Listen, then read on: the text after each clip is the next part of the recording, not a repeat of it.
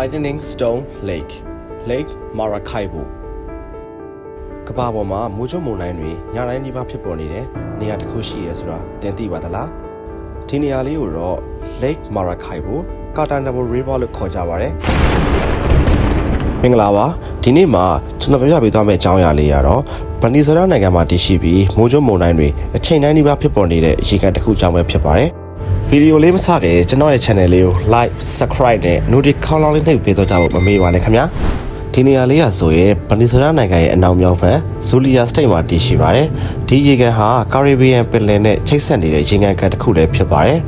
အားသက်စရာကောင်းတဲ့ချက်တစ်ခုကတော့ Lake Maracaibo ရဲ့အရှေ့ဘက်မှာရှိတဲ့Cartagena River ဆိုတဲ့နေရာမှာဆိုရင်ညတိုင်းဒီပါဟာမိုးမရွာပဲမိုးချုံမုန်တိုင်းတွေဖြစ်ပေါ်နေလေရှိပါတယ်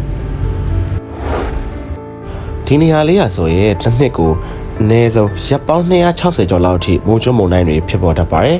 ညတညရဲ့ပြင်းပြကြတဲ့9နာရီဝန်းကျင်အတွင်းမှာတင်လျှက်စီးနဲ့မိုးကြိုးပေါင်း1000ဝန်းကျင်လောက်အထိဖြစ်ပေါ်တတ်ပြီး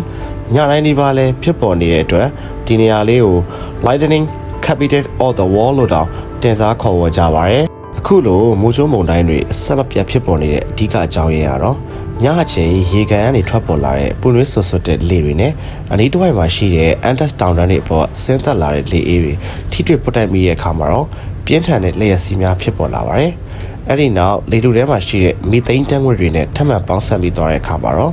အလွန်ကြီးမားတဲ့မိုးကြိုးမုန်တိုင်းတွေစတင်ဖြစ်ပေါ်လာတာပဲဖြစ်ပါတယ်။ဒီနေရာလေးနဲ့လေးတစ်ဝိုက်မှာတော့ငါးဖမ်းလုပ်ငန်းများနဲ့အသက်မွေးဝမ်းကြောင်းပြုလုပ်နေတဲ့တံငါရာလေးတွေရှိပြီးလူပေါင်းထောင်ကျော်နေထိုင်ကြပါတယ်။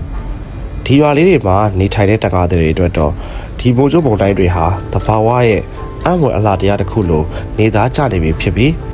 ဒီမိုးကြိုးမုန်တိုင်းတွေကြောင့်လည်းထိခိုက်ပျက်စီးမှုနေပါတဲ့အပြင်ညအချိန်ငားရှာတဲ့အခါမှာလည်းကောင်းကင်မှာအစွမ်းပြတ်ဖြစ်ပေါ်နေတဲ့လျှက်စီးတွေကြောင့်ထွက်ပေါ်လာတဲ့အလဲရာကိုပဲအားပြုတတ်ကြပါတယ်။အဲ့ဒီအတွက်လည်းဒီနေရာလေးမှာနေထိုင်တဲ့တံငါတွေရာဒီမိုးကြိုးမုန်တိုင်းတွေကိုဖျားသခင်ကသူတို့အတွက်ဖန်တီးပေးထားတဲ့စွမ်းအင်လို့တောင်ယူဆကြပါတယ်။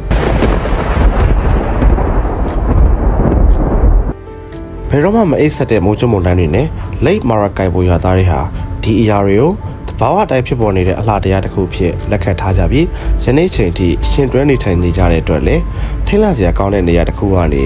အံ့ဩဖွယ်ကောင်းတဲ့နေရာတစ်ခုဖြစ်သို့ပြောင်းလဲသွားခဲ့ပါတယ်။နှစ်စဉ်လာရောက်ရှိလေ့လာသူတွေ